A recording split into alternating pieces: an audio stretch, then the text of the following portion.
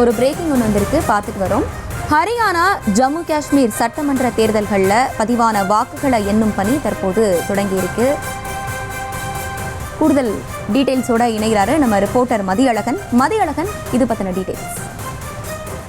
ஜம்மு காஷ்மீர் மற்றும் ஹரியானா மாநில சட்டப்பேரவை தொகுதிகளுக்கான தேர்தல் அண்மையில் நடைபெற்றது. இந்த நிலையில் 2 மாநிலங்களில் பதிவான வாக்குகளினுடைய எண்ணிக்கை தற்பொழுது தொடங்கி இருக்கிறது. ஹரியானா மற்றும் ஜம்மு காஷ்மீர் 2 மாநிலங்களிலும் தலா 90 தொகுதிகள் இருக்கின்றன. 2 மாநிலங்களிலும் ஹரியானாவை பொறுத்தவரை காங்கிரஸ் பாஜக இடையே நேரடி போட்டி நிலவுகிறது.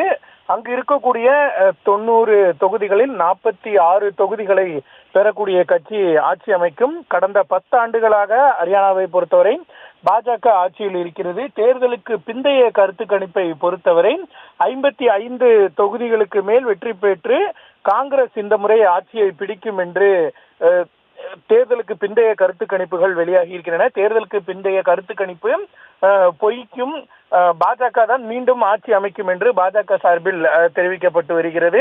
இந்த நிலையில் கடந்த முறை கூட காங்கிரஸ் பாஜக இரண்டிற்கும் பெரும்பான்மை கிடைக்காத நிலையில் துஷ்யந்த் சௌதாலா தான் கிங் மேக்கராக இருந்து பாஜக ஆட்சியை 5 ஆண்டுகள் நிறைவு செய்வதற்கு வழிவகுத்தார். இந்த முறை அதுபோன்று கொங்கு சட்டமன்றம் வந்து துஷ்யந்த் சௌதாலா யார் முதலமைச்சர் என்பதை முடிவு செய்வாரா அல்லது தேர்தலுக்கு பிந்தைய கருத்து கணிப்பின்படி காங்கிரஸ் கட்சியே நேரடியாக ஆட்சியை பிடிக்குமா என்ற ஒரு எதிர்பார்ப்பு எழுந்திருக்கிறது. ஜம்மு காஷ்மீரை பொறுத்தவரை தேசிய மாநாட்டு கட்சி மற்றும் காங்கிரஸ் கட்சி ஒரு கூட்டணியில் இணைந்து தேர்தலை சந்தித்தன. அதே போல பாஜக தனித்து போட்டியிட்டது. அதே போல மெஹபூபா முஃப்தியினுடைய பிடிபி கட்சி தனியாக போட்டியிட்டது. ஜம்மு காஷ்மீரை பொறுத்தவரை யாருக்கும் பெரும்பான்மை கிடைக்காது, தொங்கு சட்டமன்றம் அமைவதற்கான வாய்ப்பு இருப்பதாக தேர்தலுக்கு பிந்தைய கருத்து கணிப்புகள் தெரிவித்தன. ஆனால் கண்டிப்பாக ஆட்சியை பிடிப்போம் என்று இந்தியா கூட்டணி சார்பில் தெரிவிக்கப்பட்டிருந்த நிலையில் தற்பொழுது ஜம்மு காஷ்மீரிலும் இருக்கக்கூடிய 90 தொகுதிகளுக்கான வாக்கு எண்ணிக்கையானது தொடங்கி நடைபெற்று வருகிறது.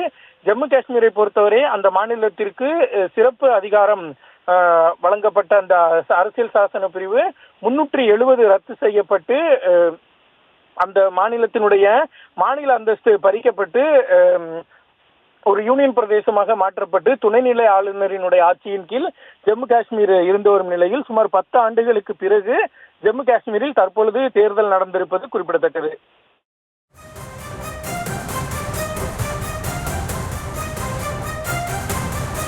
Thank you for the details, Mathiyazhagan.